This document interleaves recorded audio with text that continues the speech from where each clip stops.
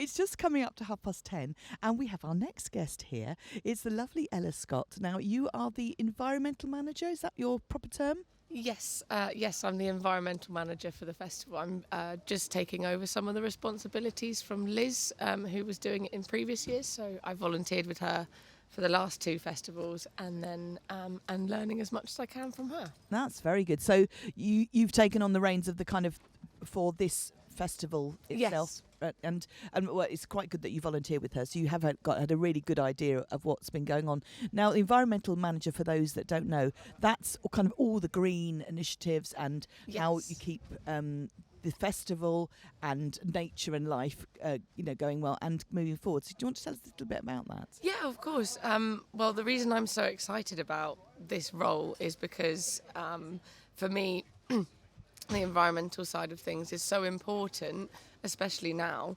But for Folk Festival in particular, it matches so well with it because folk festival, folk music and folklore is so closely intertwined with nature and wildlife, and it takes a lot of inspiration from that, which is why I'm so pleased that this role in particular, I'm able to blend the two together quite nicely. And we look after the green initiatives and think about how we can improve the festival each year to be more thoughtful about the environment and more sustainable and green as a festival.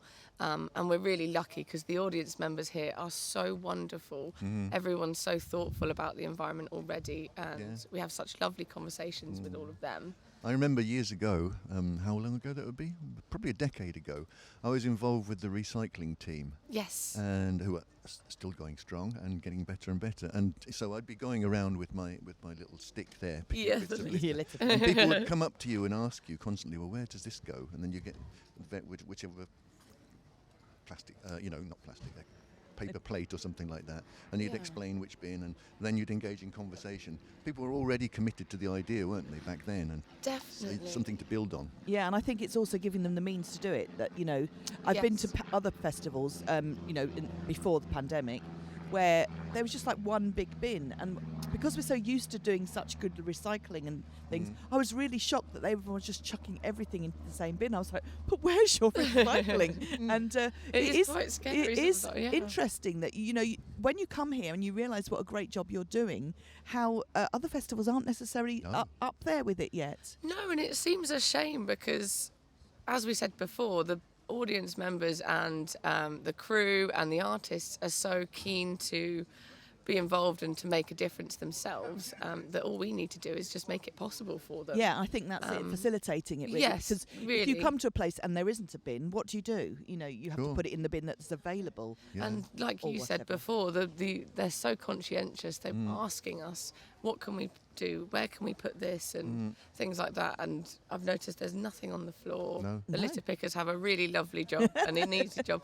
And the recycling team are just amazing. We've got volunteers who handpick everything off the floor, and they go around and support people and really just have lovely conversations with the traders and caterers and also the audience. As well. So I spoke to Liz Warwick, who you say you've taken over from in previous years. Yes. And you won an award then, didn't you, for being one of the greenest festivals? Was that 2018? Yes, so I believe it was 2018, and for a long time the Folk Festival in Cambridge has kind of been at the forefront of sustainable festivals, and so now people are starting to catch up with us and learn that it is possible, and actually it makes it a lot easier if we are thinking sustainably and about the environment. So it just makes sense, and it works really well. And now we're trying to think of ideas that we can do to push ourselves even further. Yeah, because you'd like to be winning these awards every year, wouldn't you? Yes. So can you tell us a little bit about some of the initiatives you've done this year and maybe some of the ones you're going to be going in the future? Yeah. I believe you've been working with the food caterers, for instance. Yes. The caterers are wonderful, and every year we do a questionnaire with all of the traders and caterers to give them we want to show that we care and that we're thinking of them and appreciate all of their efforts, because they put so much effort. Each individual stand is putting so much effort into how their business is sustainable themselves. And so each year we go around and we do a questionnaire with them to award someone the Sustainable Stand Award. Right. And that helps us to understand a little bit more about them, because we're quite picky with who we have at the festival, because we want them to be representing the environment as well as folk. And they're so wonderful, and they make such lovely efforts and things like that for... If I could tell you a quick anecdote, a friend of mine was Please. talking to me, I think it was on the Thursday, right at the beginning of the festival, seems like ages ago. Yeah. And he was saying that his wife was really delighted because there are so many more vegetarian options. Yes, yes. You've been moving more and more towards vegetarian and vegan possibilities. Yeah.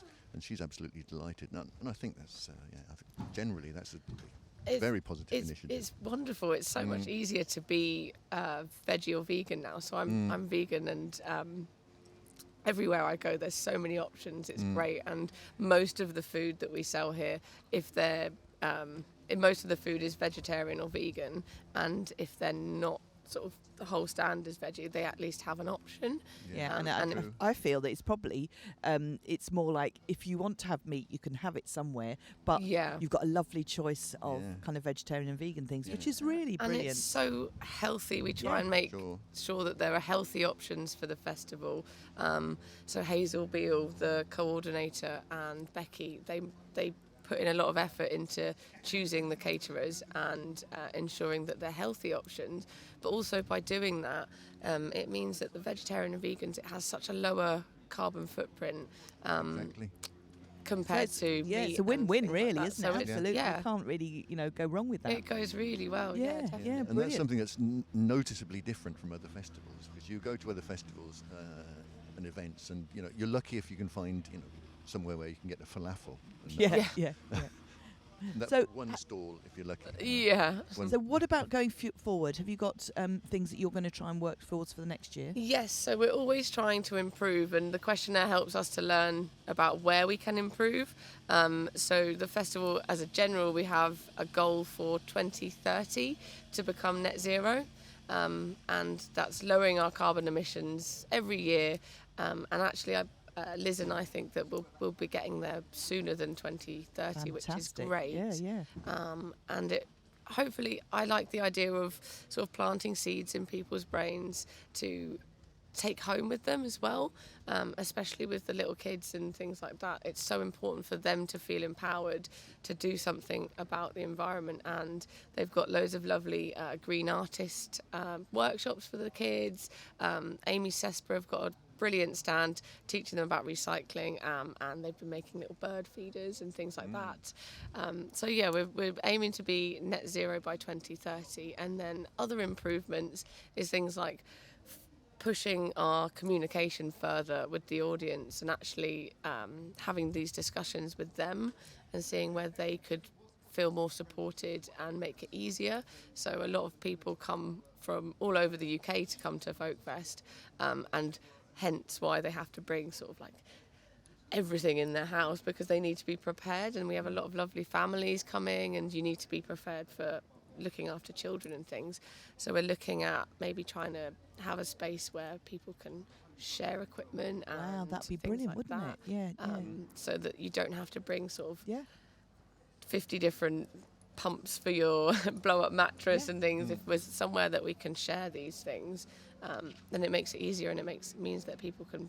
A bit like the Library of Things, Yes. which we're trying to get in Cambridge as well. aren't we? Yeah, So definitely. if the two could come together, maybe they could have a thing here. That'd be Exactly, great, wouldn't it? yeah. Well, thank you very much, Ella. That's really interesting, isn't it? And I Fascinating, look yeah. forward to speaking to you next year and finding out how we're getting on. Thank you. Thank you so much. Right, we're going to go to someone that has become very popular again recently due to a very well-known television programme on Netflix. I won't give them the advert, but you'll know who I mean. It's Running Up That Hill with Kate Bush.